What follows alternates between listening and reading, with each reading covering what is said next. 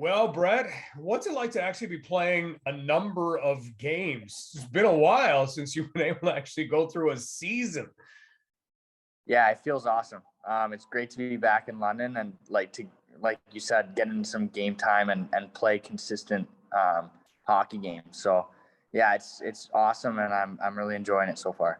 Let's go back to last year. Last year, it was a scramble for anybody to find places to play.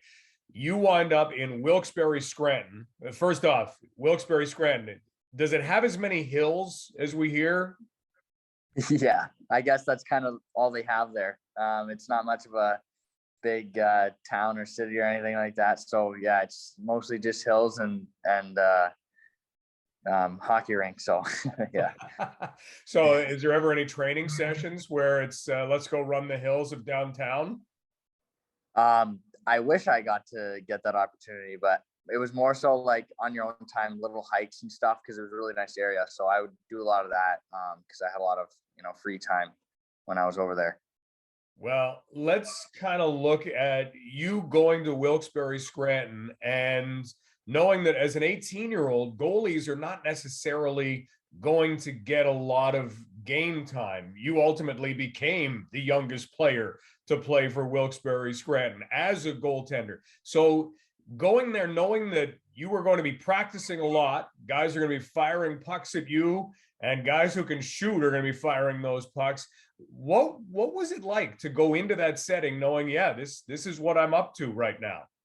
Yeah. I guess like what I kind of expected was just to go over there and practice and get some, time with their goalie coach and improve my skills. Right. So it was more so of just focusing on an opportunity that I could take from a bad circumstances, turn it into a good one.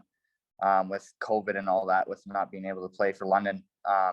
So yeah, just skating a bunch every day and working hard so that, maybe I could get a chance to play. And, sure enough, the last game of the year, I got a chance. So it was awesome. And, I was just really happy that, I got the opportunity to even just be there the whole year and learn from all those guys.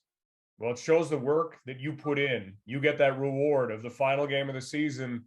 You're in. How did they tell you? Yeah, I got told like the morning of the game, and we were playing, I think it was a 1 o'clock game. So I didn't have much time to prepare, but I think it was more so it worked out in my favor just because it probably helped me sleep the night before and probably not think about it too much and just go out there and play and have fun. So yeah, I guess like it was a pretty rushed morning where I was like, oh, it's my time to go here, and it's the last game of the year, and let's have some fun with it. You faced the Hershey Bears and a former teammate in Connor McMichael. Did you guys text at all before the game, or did that stuff come after? Yeah, I let him know before the game that I was going to be playing, and I probably shouldn't have. I should have surprised him out on the ice. But yeah, no, he got the best of me that game, and hopefully next time we match up against each other, hopefully soon, I could take him down. So yeah. You've always had that competitive streak in you. Was that there when you were 3 years old? Whatever you were doing, you were going to win? Yeah, I guess that's just kind of the way I always grew up. I had a lot of older cousins. There's 5 boys that, are all pretty close, and we would always grow up playing every sport, and it doesn't matter what it was, but I was always really competitive with it. And, it's just the way I grew up, and it's fun, but, sometimes it's hard when you're losing because you're like, oh, you get extremely competitive or like get scored on in practice and stuff, you don't like it, and that's just the way I grew up. So yeah. Dale always tells the story of Patrick Waugh, and in practice he didn't like if somebody tapped a third rebound past him. What is it, is it something that you will have in practice where no, it doesn't matter how many shots, doesn't even a puck that's at the side of the net with another shooter coming down on you, are you still looking at that puck? I'm keeping that one out too. Yeah, exactly. Like it's more so it just bothers you when it goes in, just because you're like thinking in the back of your head like, oh, well, I don't want that to happen in a game. So that's why even in practice you get super competitive with the guys and try not to let them score, and it helps them out too, because if you're hard to score in practice, then they're ready for games, and it makes it easier to bear down and get the ones that you need to get in the game. How much of that, and we're talking with Knights goaltender Brett Brochu, how much of that do you think has helped you to get to where you are right now? Because you go back to the Dresden Junior Kings, there was a 21-year-old goalie in front of you on the depth chart. All of a sudden they said, no, this guy who's 16, this is our guy. You come into the London Knights, you've got an older goaltender ahead of you, but you play so well that you become the guy. Does that come from competitiveness, or do you point to something else? Yeah, I think competitiveness is the main key to it all. I like trying to be better than myself, and obviously if there's someone ahead of me in the depth charts, then I want to take that spot. And I think that's just from the way I grew up, always having other people ahead of me and trying to take those spots, and that's just kind of what I grew up doing. And I think it transferred over pretty well and helped me actually a lot with my, like in the OHL and in junior C and all those things. But yeah, it starts in practice. I think just trying to get myself better every single day and like working hard and making sure that I'm doing the right things to get better.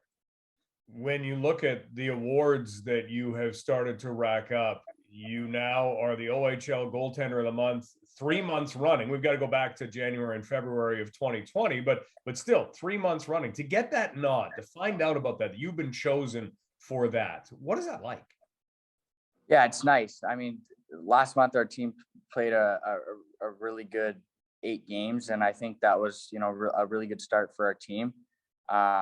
Obviously I was really happy to start the season off that way. The start is always one that you like to get off with, running and playing really well. So it's nice to have that. And I just think to keep it going and playing well all throughout the season is going to be huge for our team. So yeah, it was definitely really nice to get that. And, I think it was well-deserved throughout our team. All right, final question. You mentioned working on skills last year. Some of the passes you've been making, goalies will leave their net. Some will feel comfortable stopping pucks. Some will feel comfortable maybe wristing it around the boards or backhanding it around the boards. You've made passes that seem to go between 2 opponents' sticks right on the money. Where is that coming from?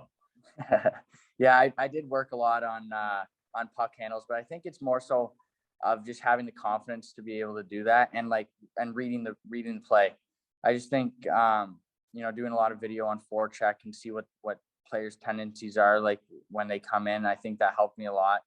And I like making good plays because it helps our D out and helps them not get hit or hemmed in our zone, right? So the more I can do back there, the easier it is on everyone. So come to third period or come games where we're playing 3-on-3s, if the Friday night we don't get hit 30 times behind the goal line, that helps come Sunday, right? So that's when it's gonna help a lot. And that's what I think is going to be a pretty good factor for our team come the long run. So Brett, congratulations on everything you have been doing and continued success. Thanks for the time. Thanks a lot.